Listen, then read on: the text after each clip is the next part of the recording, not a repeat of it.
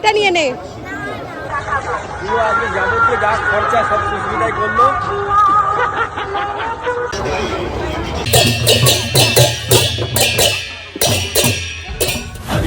నిశ్శబ్దం పగిలి ముక్కలవుతున్న భీకర దృశ్యం అలలెగసిన ప్రాణపరాయణ దీక్షా పర్వం అహో ఆరంభం.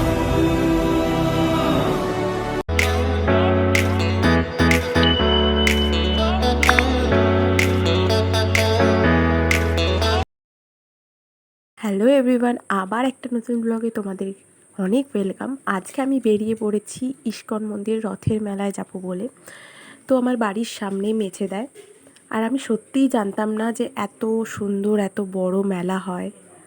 এটা আমার ফার্স্ট টাইম যাওয়া। গিয়েই দেখি সামনে রথ বেরোচ্ছে, তো ওটা দেখার জন্য আমরা একটা সাইডে দাঁড়িয়ে গিয়েছিলাম। তারপরে আমার ফ্রেন্ডদের সাথে দেখা করে আমরা মেলার মধ্যে যাই, আর ওখানেও খুবই ভিড় ছিল। মেলাটা অনেকটা জায়গা জুড়ে ছিল, আর অনেক রকমের দোকানও বসেছিল। সামনেই একটা ইয়াররিংসের দোকান, আর ওইখানেই আমার চোখ গেল আটকে। তো ভিড়ের ঠেলা খেতে খেতে আমরা মেলার মধ্যে যাই। এখানে এই মুখোশগুলো দেখে আমার একটাই কথা মনে পড়ছিল, যারা আমাদের পেছনে কুটকাচালি করে ঠিক তাদের কথা, ঠিক তাই না? তো এখানে দেখো, সুরাজের মা সুরাজের হাতটা কিছুতেই ছাড়ছে না, কেননা ওর যেটা পছন্দ হচ্ছে সেটাই চাই। তো আমি এখানে সুরাজকে বলছিলাম এগুলো নিতে হয় মেলায়, তো ওর তো পছন্দ না, ওর ট্রাক গাড়ি এগুলো ভালো লাগে। ঠিক সামনেই বেরিয়ে দেখি এই দোকানটায় বেশ সুন্দর সুন্দর কালেকশন ছিল, যদিও কিছুই আমার নেওয়া হয়নি। এখানে সুশান্তদা যে আমাকে কী বলছিল আমি সত্যিই কিছু বুঝতে পারছিলাম না। আর এটাই হচ্ছে আমাদের মেছেদার ইস্কন মন্দির। বাড়ির এত সামনে থেকেও আমার কখনোই এখানে আসা হয়নি। মন্দিরের ঠিক সামনেটাই ছিল মহাভারতের মেন যুদ্ধ, কুরুক্ষেত্রের এই সিন সিনারিটা এখানে তুলে ধরা হয়েছে। তারপরেই আমরা মন্দিরের ভেতর প্রবেশ করলাম। মন্দিরের ভেতরটা অনেকটা বড় ছিল, আর চারিদিকটা খুব সুন্দর সাজানো। অনেক মানুষের ভিড় ছিল এখানেও। সামনেই কিছু একটা অনুষ্ঠান চলছিল, ওখানে অনেকেই বসে সেটা শুনছিলেন, দেখছিলেন।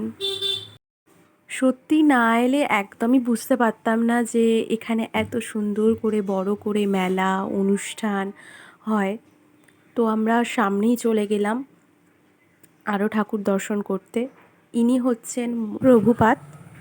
এনার শ্রীমদ্ ভগবত গীতা আমাদের বাড়িতে রয়েছে। আর তার ঠিক সামনেই মন্দিরের মেন ঠাকুর রাধাকৃষ্ণ গৌর নিতাই। অনেকটা ভিড় ছিল, সামনে থেকে সুযোগ পাইনি দেখার, তো দূর থেকেই দেখলাম। সময় নিয়ে অবশ্যই একদিন আসবো।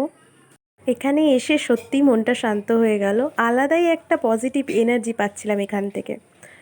তো ওখান থেকে বেরিয়ে এবার কেটিপি যাব, একটু আড্ডা দেবো ওখানে। বাইরে বেরিয়েই সুরাজের বায়না শুরু হয়ে গেছে, এটা নেবে ওটা নেবে। আর এটা দেখেই আমি বলছিলাম বর্তমান বাবা মায়েদের অবস্থা কী হাল, এটা দেখেই ওরা হাসাহাসি করছিল। আজ সকাল থেকে তেমন একটা বৃষ্টি হয়নি, যদিও মেঘের কালারটা একদম অন্যরকম ছিল। কেটিভিতে এসেই দেখি আবারও একটা রথ, আর এইখানে সবাই ঢোল বাজিয়ে তালে তালে একসাথে নাচ করছিল।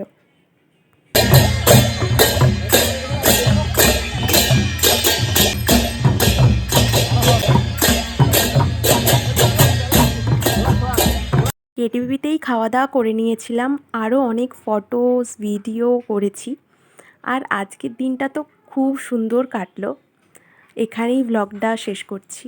আবার দেখা হচ্ছে নেক্সট কোনো ব্লগে। ভালো লাগলে like comment share and subscribe করতে একদম ভুলো না। টাটা।